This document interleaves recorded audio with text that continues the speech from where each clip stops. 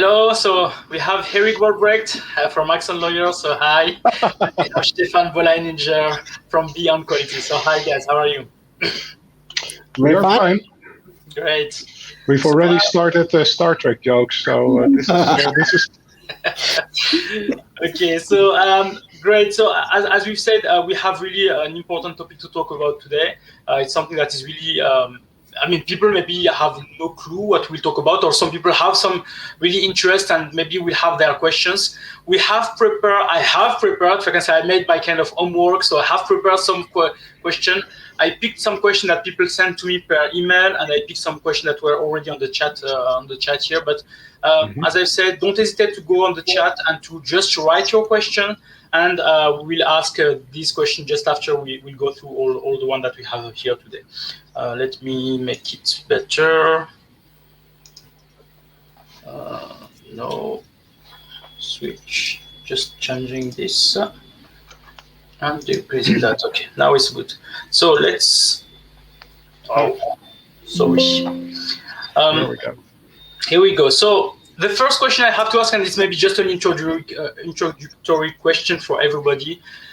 So today we'll talk about, as I've said, of in-house devices or laboratory developed tests. So can we have first an information of what is this? What exactly we are talking about, so that people first know what is the scope of the discussion of today. So maybe Erik, you want to start? Yeah, sure. Yeah, so what is an in-house device? What it is not is a laboratory developed test. That's very important to keep in mind because a lot of people use the terms interchangeably. And being a lawyer with a little notch on the spectrum, I have to say this is not correct. Because laboratory developed test, or LDT, that is a US regulatory concept, which does not exist under the IVD regulation. So if you continue calling it laboratory developed test, then people like me will say syntax error and correct you, saying, no, it's an in-house produced device. Why am I putting so much emphasis on this? Well, because we have this concept also in the MDR.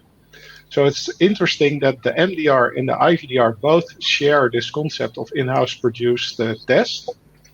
And it was included in the regulations to allow health institutions, which is another new defined concept under both the MDR and the IVDR, to be able to produce their own. No, Stefan, it was the first time it was defined in the regulation, actually. And it was put in the regulation to allow basically the practice of in-house production of limited groups or limited batches of products for specific purposes. I think that's a way to summarize it.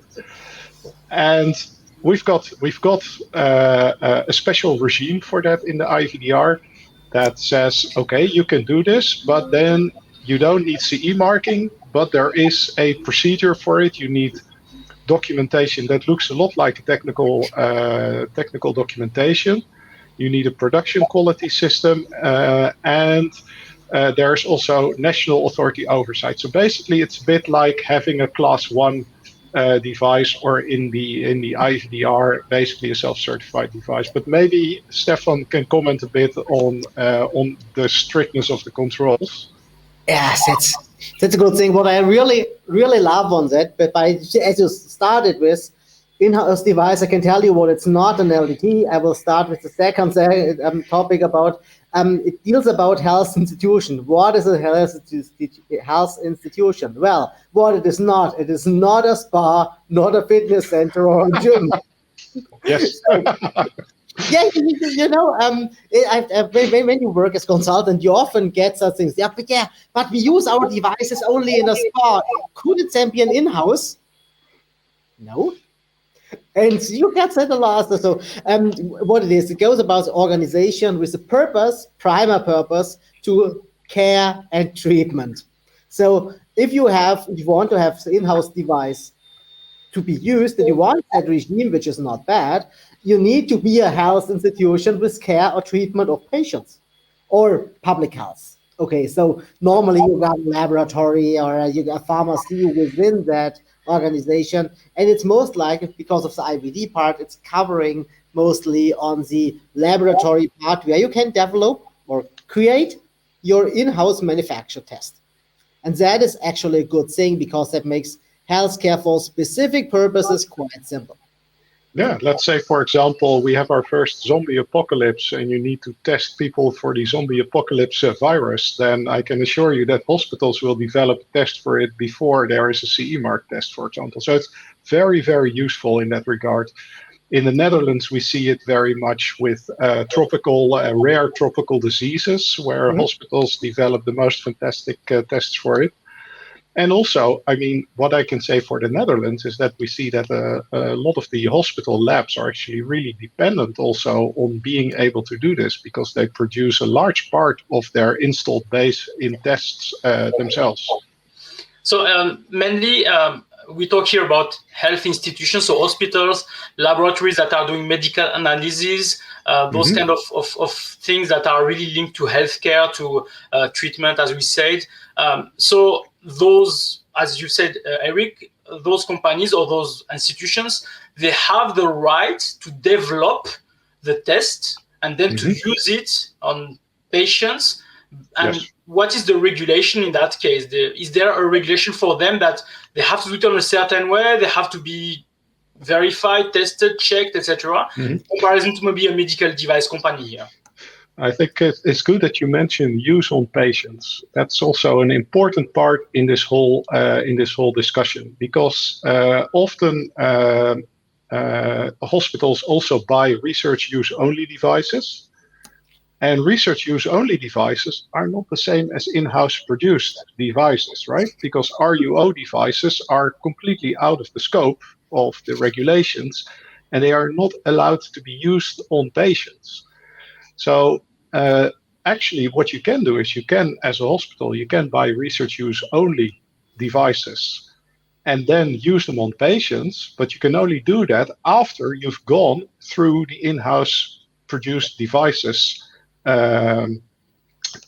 procedure, or if you've gotten a CE mark yourself, or if you've gotten a national competent authority exemption. So that's very important. People often think like, if we just put RUO on it, you can use it in the hospital lab on patients. No, that's not ethical. It's not legal. But to go back, so what do you need to do? Well, that's why we have Article 5, Section 5 in the IVDR. That defines basically, it says, okay, these devices do not need CE marking. So but they do require a conformity assessment, if you will, even though it's not a formal conformity assessment as specified in the IVDR. And so Article 5 says you need to do a technical documentation that has Annex 1 elements in it.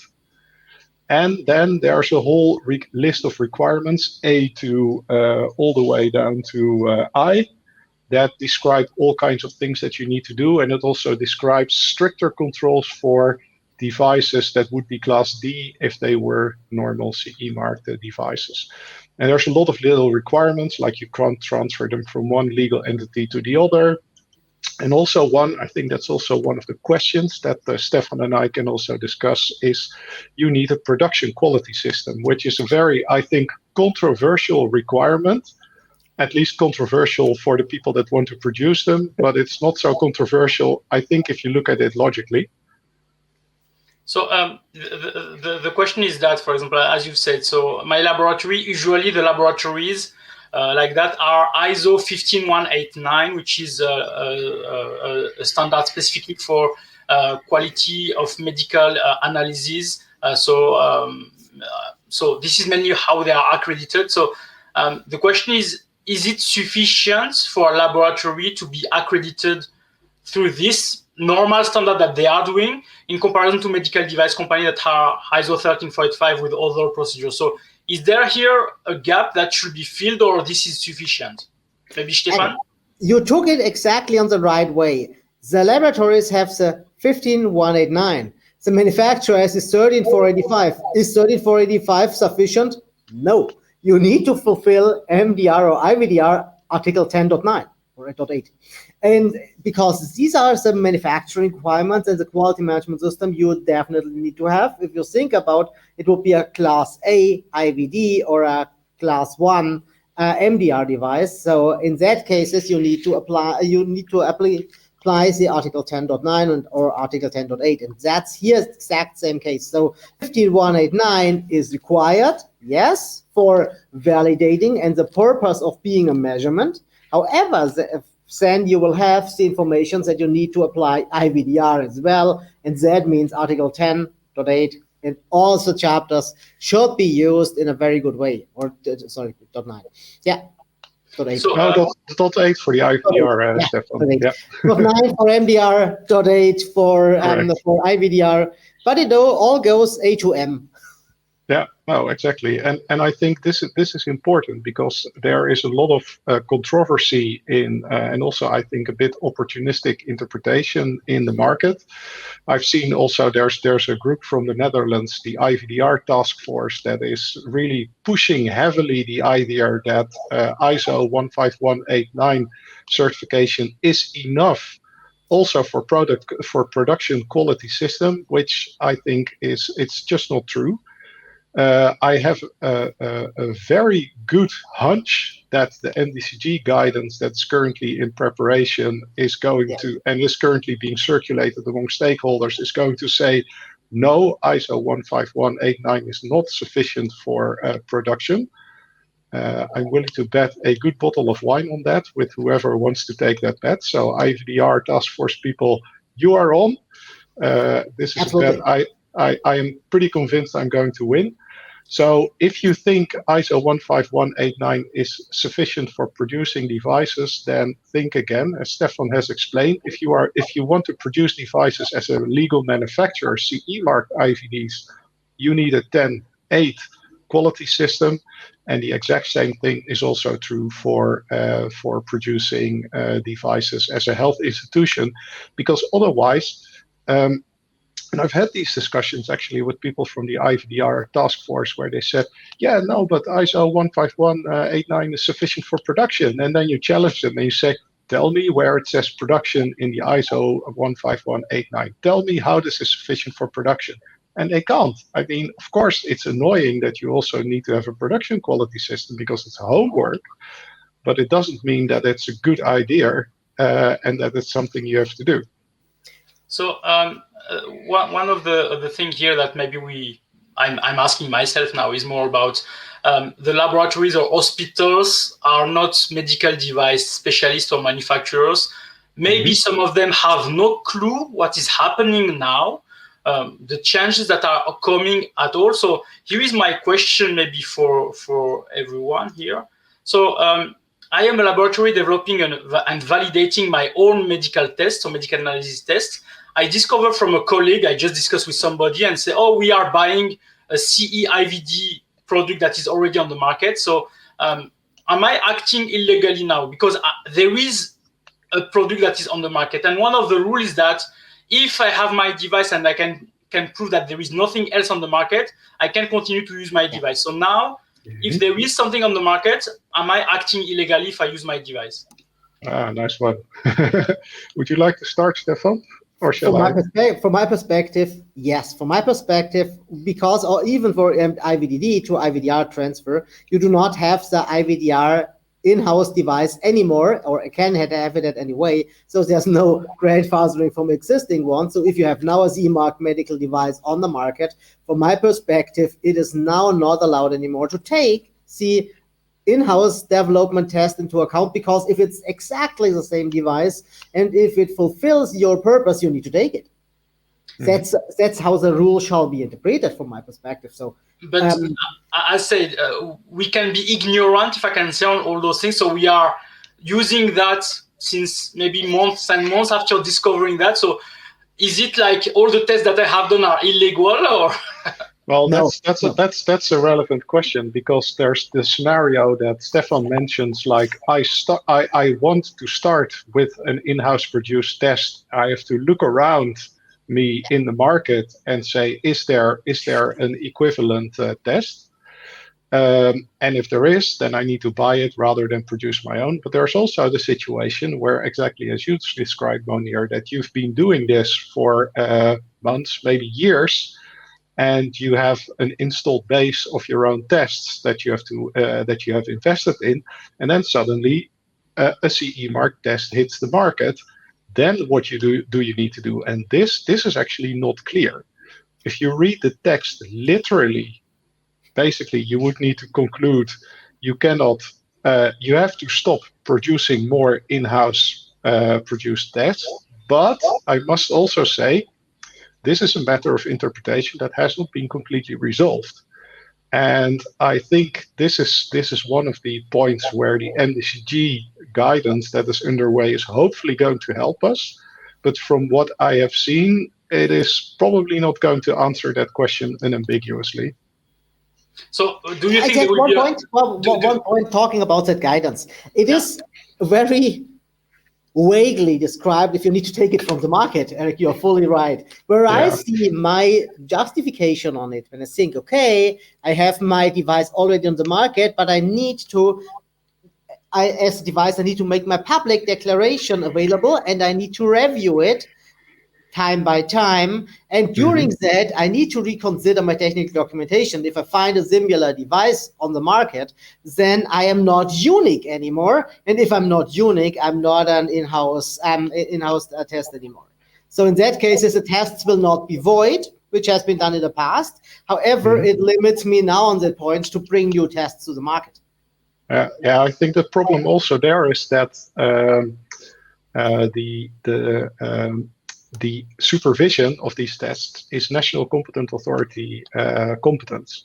Yeah. And the problem there is that I think that the MDCG is going to describe this in a bit vague way, because in the end, it is the national competent authorities together in the MDCG writing this stuff. So they don't want to tie their hands too much.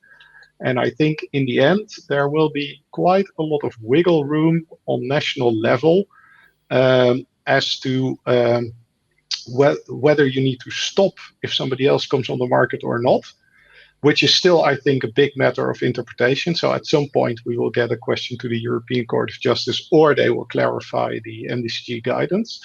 But there is going to be a period of uncertainty, I think. So we have just this question from Alex, but I see Patrick answered something. So any idea when the MDCG guidance is coming? Really? In brackets? Yeah, exactly. Well, your guess is just, I am not putting a bottle of wine on that, actually. So I don't know.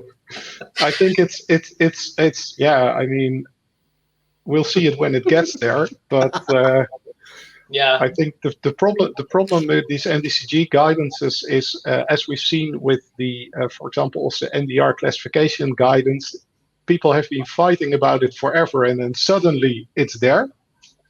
But with the IVDR, plan for it to arrive too late if you're a health institution, to really help you if you were going to do anything that was not completely logical on the basis of the text of the law. So if you want to wait doing anything for the guidance, then that's a bad idea, because if it's not here yet, then basically what you would need to do is keep track of the calendar of the MDCG when there's the next IVD group meeting. That's probably the meeting where they might have the first opportunity to actually approve it. And they might also do it in a virtual procedure. So basically your guess is as good as mine, but probably not this year, I would say, this calendar year. Yeah, I can imagine.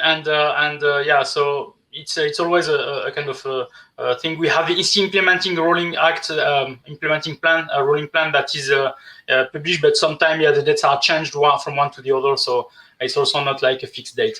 It's rather the rolling plan moving target. That's how I call it. Regarding what you've said, there is also a question that was really interesting, because I saw that from somebody that says, I now decide to buy a CE IVD test because I want to conform to the regulation, but this is not compatible anymore to my laboratory equipment. So can this be a reason to continue with in-house produced tests, or should I change now all my machines and revalidate? Nice question. Okay. Actually, the test is outcome-based. It is based on what you want to have a specific need. And the patient with a specific need does not care about your machinery. Therefore, when you think about, okay, now it is a test available and it does not work on my machinery, well, that's bad for you as a healthcare institution. However, there is a CE mark test available which works in some combination. So you need to use it. You cannot remain on say, I use my test because it works with my facility. That does not work anymore. Because that shall not be the case. If it's a CE mark device, it overrules automatically the in-house testing. Now, okay, let's say that I agree with you. Now, the thing, I am a laboratory provider. I start to do my in-house test. I do my exercise. I check on all the market. There is nothing similar to what I'm doing. And suddenly, tomorrow, somebody comes with a new test and I have to use it. But in the meantime, I have invested, I have bought everything, etc. So, I mean, this is not working here. It's quality system procedure. You would hope you have a good quality system procedure for seeing what is coming to the market, because otherwise you're going to be surprised. That's the problem there. You made a bet against that a test will be available. You lost. That's it. Yeah, but I'm sorry, but it's not available now. So I have to find a solution for my customers. So I am developing something. I am developing a solution. And this is mainly the point here, is the fact to say, I am developing a solution. So can they give me like 1 year from the date the first thing is developed that I can transition? Well, again, it depends on what the national competent authority is willing to do there. I think they might, for example, on a national level, they might decide to give you a break of a couple of months or so. But I think what is quite important in that regard is a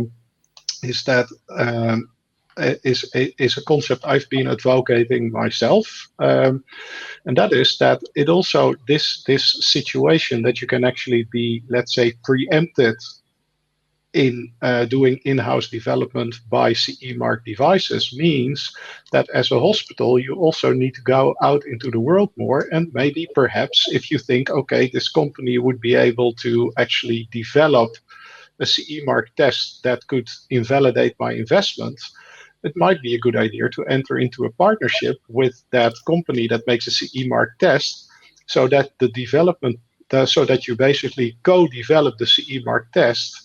And then you can make sure as a hospital that you have the equipment and you have preferential access, maybe on even very good conditions with the company that develops the CE mark test.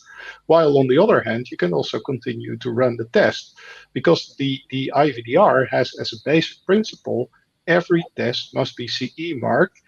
Every non-CE mark test is the exception. Exceptions must be justified, and if the exception can't be justified, then the exception can't be made. That's the logic. Okay. One other thing, and a good question here from Steve Lee. So, should I? Yeah, good one. Good question. What we talk about here is the fact that we have to check on the market here, what is available. So, should I look for a similar test on the market or an equivalent one? How do we define equivalent? So, we go to the same story as for MDR with equivalent devices. What is equivalent? How we can make that? So, will they publish also an MDCG guidance on how to confirm equivalence or not with a device? And here it should be negative equivalence, because if it's positive, then I have to give up my device. If it's negative, exactly, I have to keep my device. Yeah, so what I would think is that you need to do an assessment of equivalence, that since there is no equivalence concept under the IVDR, it has to, basically you have to shoehorn the MDR criteria into the IVDR perspective.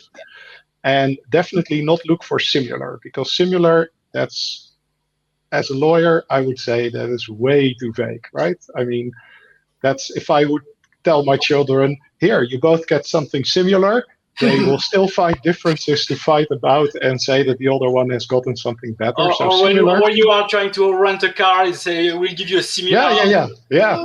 Always disappointment.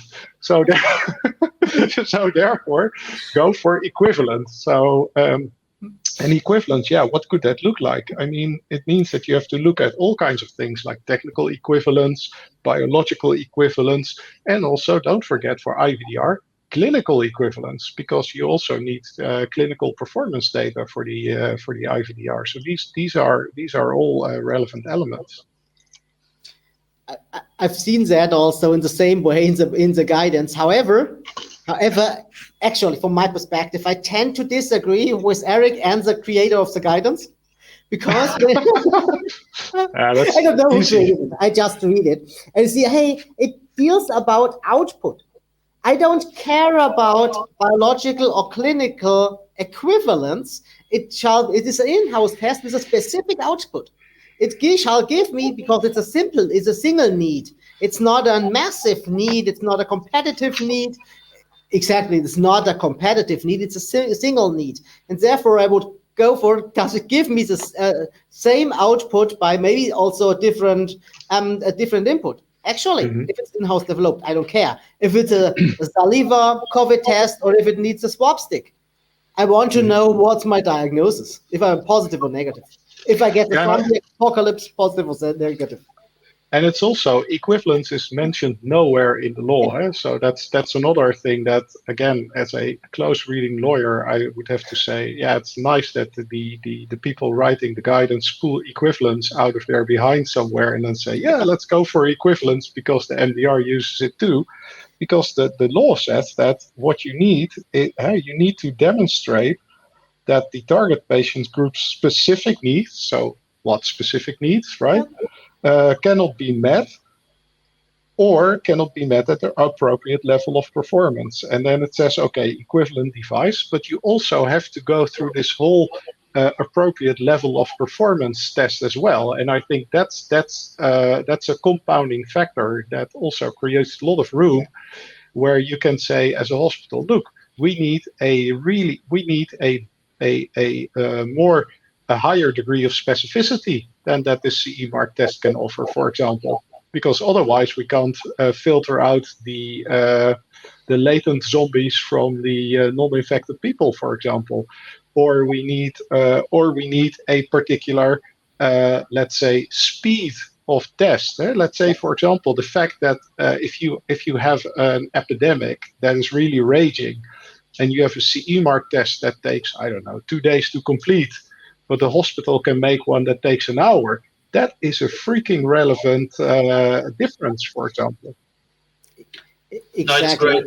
And for a lawyer like Erik, it makes up, with that definition, it makes up everything to be an in-house development, because my test is now 5 seconds faster than yours.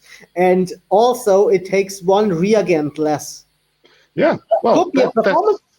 Yeah, no, that could be really, and I see with these hospitals often that they say, no, but it is because we make it, it's always better, and therefore there is no same level of performance. I don't believe it, but you do need to document it, and there can be really small differences. I mean, even if Stefan mentioned 5-6 seconds quicker test, if you need to do 5 million tests, for example, in a fixed time frame, this makes a world of difference. So look for these differences if you're a hospital lab and justify on the basis of that in the bigger context. This is why our test performs better.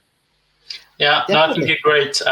Good debate. Not only better, but also at the level that we, as clinically schooled people, determine is the appropriate level for the standard of care that we, as a lab, want to provide. Yeah. Okay, so now a question may be more difficult, I don't know. Do laboratories outside of EU also fall under the exception for health institutions? So sorry, I answered that one on LinkedIn already. Okay, so I didn't saw the answer, but you can maybe say it now. I'll repeat it. Well, actually, they don't, because there's Article 6 in the IVDR that deals with tests performed at a distance. So, and if you look in the recitals of the IVDR, it also speaks about health institutions in the union. So, if you are running let's say you run an LDT, so we go to something that's actually an LDT, Yeah, in the US. So first of all, because it's an LDT, it can't not automatically be an in-house produced device. Let's get that right again. And then, but then let's say, so you take samples from people in the union, you send them over to the US, you test them on an LDT there, and then you send the results back. This is Article 6, Section 2 activity, and that doesn't go into Article 5, Section 5. I think that's a pretty clear-cut case of things that are actually intended to go into Article 6. Yeah. Okay. In the past months, I had a few of them which told you, yeah, when I go to Switzerland, is that sufficient? Yeah. These days, yes, for Article 6, but oh no, actually, sorry, I should say after 26 May, after the date of application, because people often forget that the MRA is still in effect for IVDs. It has expired. It has expired for medical devices for the MDR, but it's still in effect for the IVDR. Yeah, it's clear. Well, that's so soon on the corner. So yes. I bet the Swiss government is copying the IVDR already, or has a decision, or has some kind of verordnung ready to copy the IVDR, just like they did with the NDR. Yeah, I suppose also. Or they should get their populist act together and just become a union member. That would be so much better. But yeah, let's make them enter our world. Okay, the next one is about laboratory. So now what is the next step for me? I have done my own tests, in-house tests. Should I create a technical file and submit that to a notified body and getting authorized to use that for myself, maybe? Or what is the next the steps that they have to follow then? Actually, I would say do it. Yes, create the technical file and go to a notified body. Yes. Because and then you reach a CE mark, and after with that CE mark, you can sell it to other hospitals. So it would be cool, but I don't think that is the intention of the question.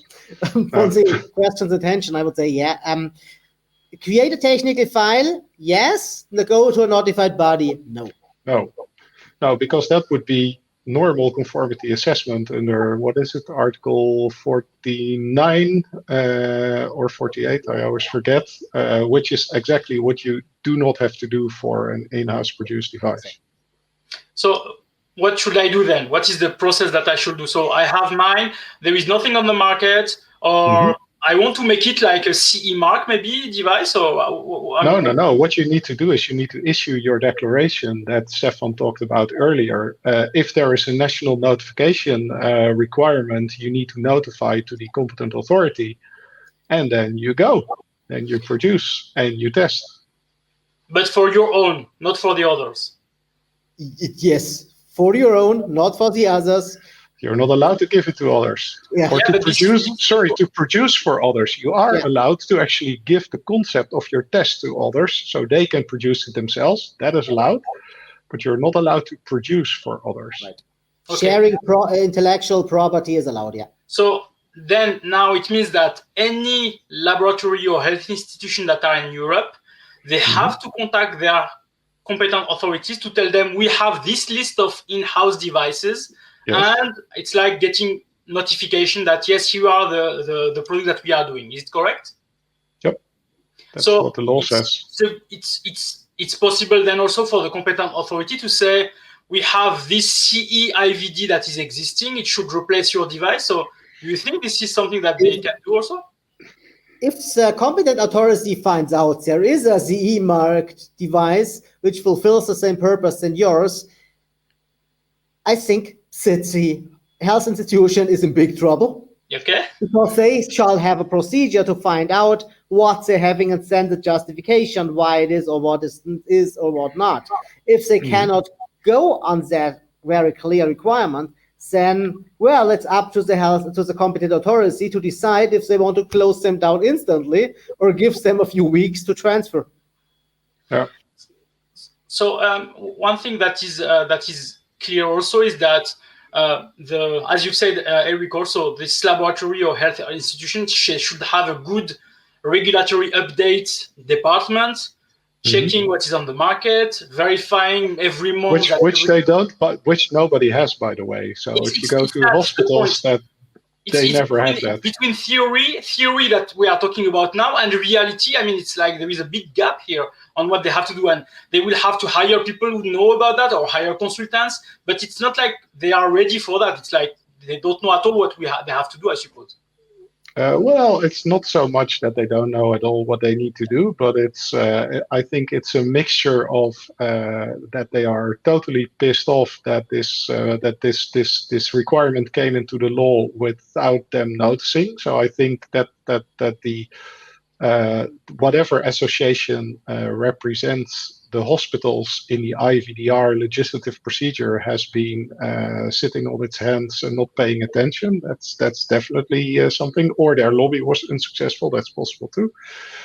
But I remember a first meeting in the Netherlands with the heads of with the healthcare inspectorate and the heads of university hospital laboratories that were so angry that actually I was pulling the guy from the healthcare inspectorate on his sleeve and saying, shall we run, or what do you think? Because actually these people were so angry with us. They were saying like, we didn't ask for this. Yeah, I mean, that's also what I think if they change tax legislation, or if they tell me that I have to, I don't know, do whatever kind of weird stuff again for employment legislation, or, I mean, yeah, this is life. If you're in a regulated industry, then the law can change. So it's your duty to pay attention to legislative changes.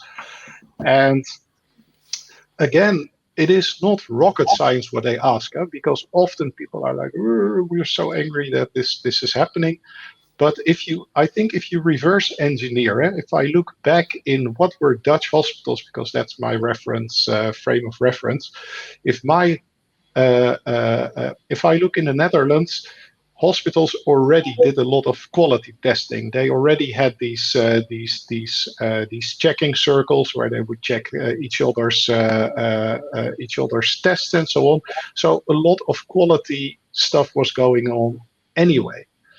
So the only thing that the IVDR does, if you sort of look at it in a bit more calm and collected way, is to say, if you want to produce your own in-house devices, please do it systematically and do it in a way that you can make it transparent to other people what you're actually doing, how your test works, how it achieves the performance, all the kind of things that are completely logical from the perspective of what would you want somebody that makes a test to be able to prove, right? So in that sense, yeah, you need to do things differently. But on the other hand, yeah, it is kind of rational what they ask, I think. Okay, so a last maybe question. So I see, I saw the question from Ulrike also on the thing, but I suppose we answered to that.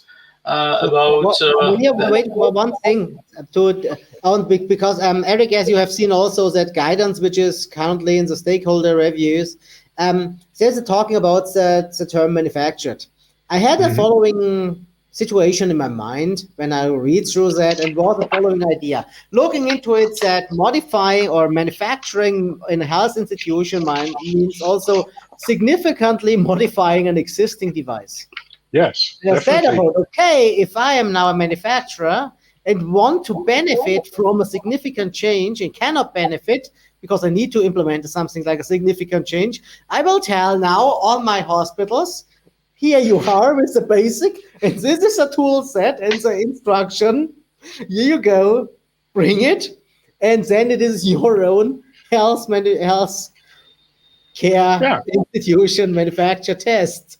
Yeah, no, that's a nice way to circumvent the significant change thing. I think the significant change thing at the moment is not such a big thing, because we only have significant changes for the current type of devices that can go into a grace period, which is basically only the Annex 2 IVD devices. But if the proposal to change the IVDR actually is adopted, then, of course, this is going to be a big thing, Stefan, because then we get all these staggered grace periods with legacy devices and significant changes. So I think the only thing, if you would deploy a solution like that, you might run into the industrial scale problem, except of course that then you can say, yeah, but we've spread it over all these hospitals and none of them is doing industrial scale by themselves, so therefore no industrial scale. So yeah, it's a good solution. It's a good solution. It was a bit funny, and it took a bit of gin to get that solution, to get that idea. Yeah, but nice. At the end of the day, I've seen, okay, when I can't do it by my own, I give it to the health institution and let's see if they can do it. And I haven't found a clue around that it prevents it, because then they are doing it on their own by shared intellectual property, and therefore it's okay. That's the partnership model I was discussing about. It's a very nice way to do it. And also it would probably also help you actually do what you want without needing to go to a competent authority for an exemption that you might not get. So nice, very nice. So a last question, because we talked about that on a podcast with you, Erik. It was about the IVDR proposal. So we have this IVDR proposal that is on the table now. It's still not approved. It's just a proposal, but this proposal is changing the date of application of certain products from class B, C, and D. Class A are remaining the same, etc. So will this impact the in-house devices, or not at all? Yeah, it will impact them a lot, because the proposal does two things. As I said, it creates additional legacy periods for specific classes of IVDs, but that doesn't really affect the in-house devices, because, mind you, if you look at the IVDR requirement, it says if there's a CE mark device. It doesn't say that it's a CE mark legacy device or an IVDR CE mark device. So both could actually preempt an in-house produced device. So I think the change is not really there, but the change is there in that there's this small little thingy at the back in the proposal here, which just basically says that we change two little things in Article 113, Section 3, which basically completely mess up Article 5, Section 5, because it divides the application of Article 5, Section 5 in you could say 3 tranches of application. There is a group of requirements that is applicable as of 26 May 2022, so date of application, because the date of application does not change. Yeah. If anybody says to you at the moment, date of application of the IVDR changes, you have to slap them in the face and say, no, the date does not change. Certain requirements, date of application change, but not the general date of application. Yeah. So there are certain things you need to do as of 26 May 2022, certain things that you need to do as of 26 May 2024, and then there are certain things that apply as of 26 May 2028. So the things you need to do in 2022, end of May already, are Annex 1 documentation. That's also you can't transfer between legal entities anymore. So that's Article 5.5a. And the last 2 paragraphs of Article 5.5, which are competent authority oversight, and also the prohibition to produce at an industrial scale. That is applicable immediately. So if you are a hospital lab and you're thinking like, if this proposal gets adopted, I have to do nothing. No, you need Annex 1 dossiers for your whole installed base by 26 May 2022. So still a lot of homework. Then there is a lot of things that are deferred until 26 May 2024. That's basically everything in Article 5, Section 5, except the justification requirement. The justification requirement, that's Article 5.5d, that is deferred until let me just check if I'm saying that correctly. Yes, so the justification requirement, that is deferred until 28 so 26 May 2028. Because why is that? Because then all these grace periods for these for the IVDR that they are planning elsewhere in the proposal have expired.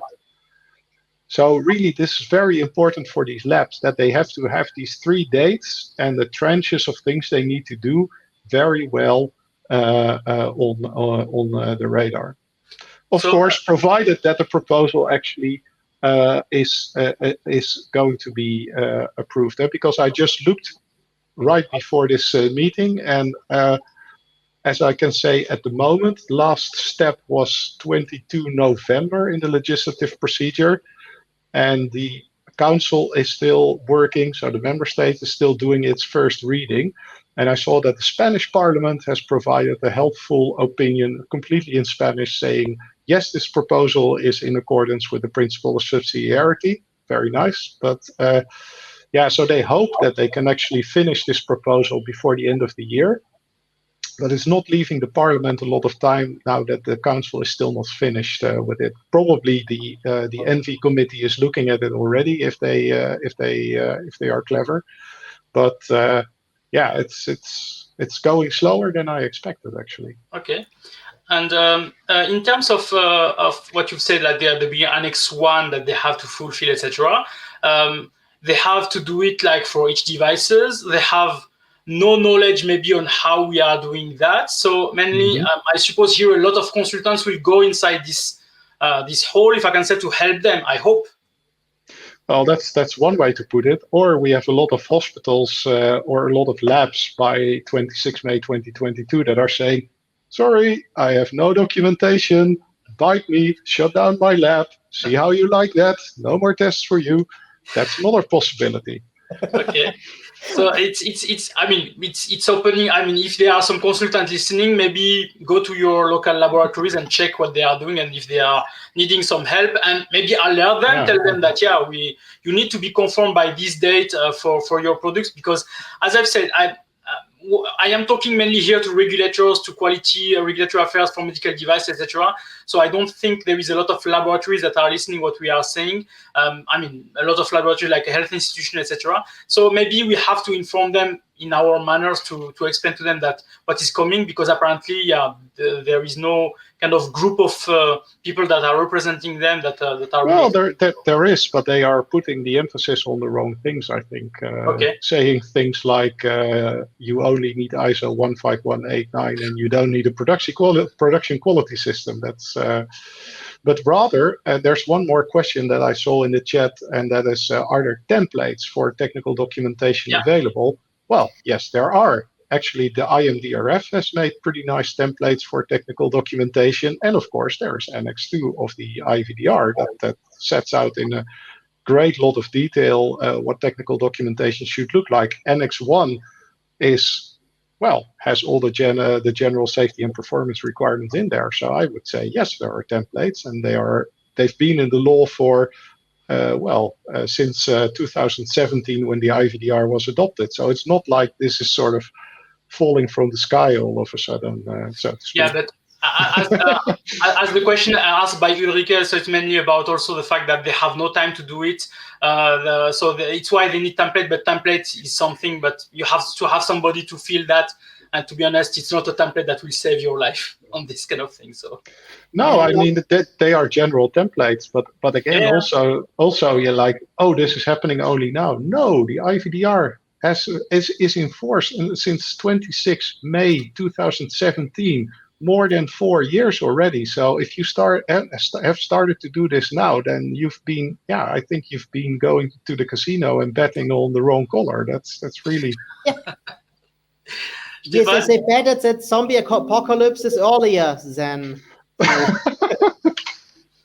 Oh man, yeah. No, I think it's clear now. So if you can say so, is there?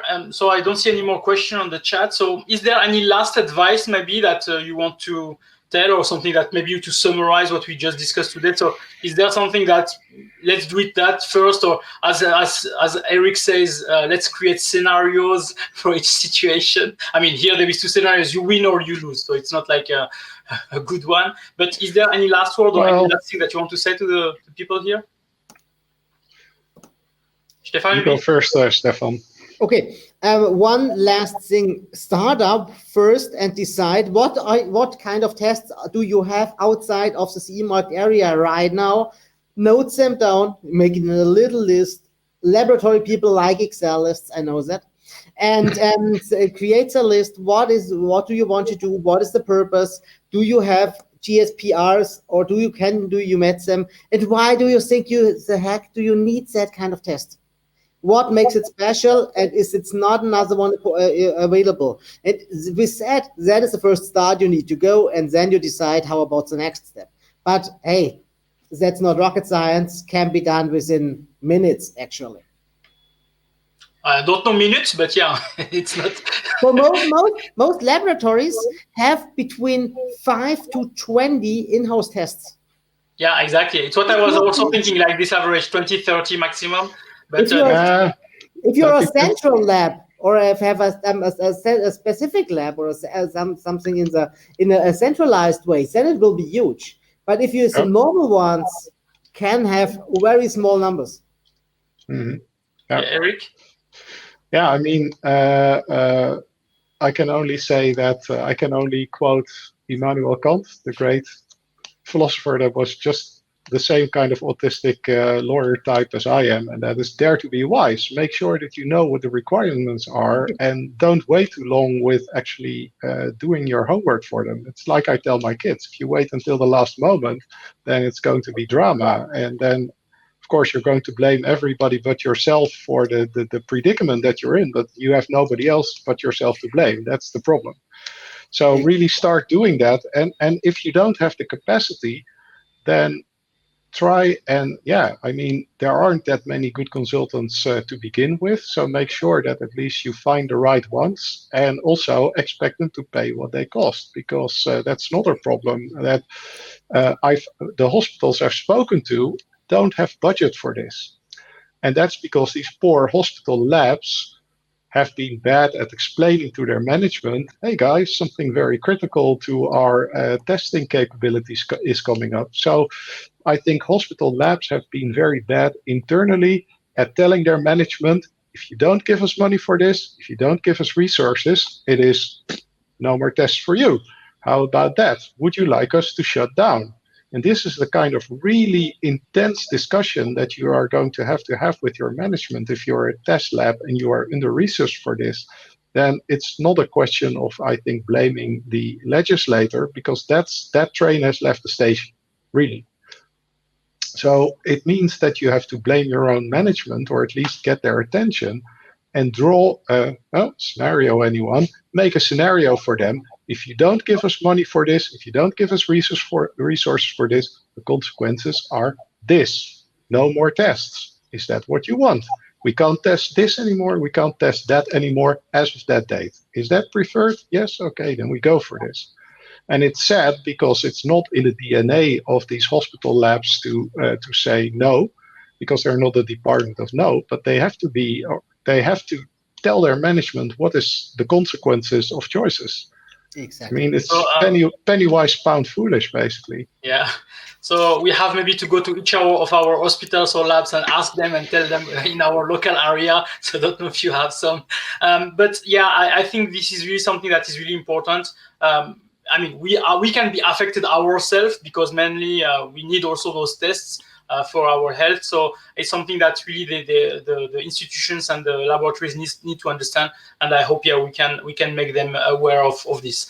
Okay, so I think we arrived at the end of this session. It was really a pleasure to have you, Erik and Stefan. So I think we had a lot of good discussion. Thank you for that.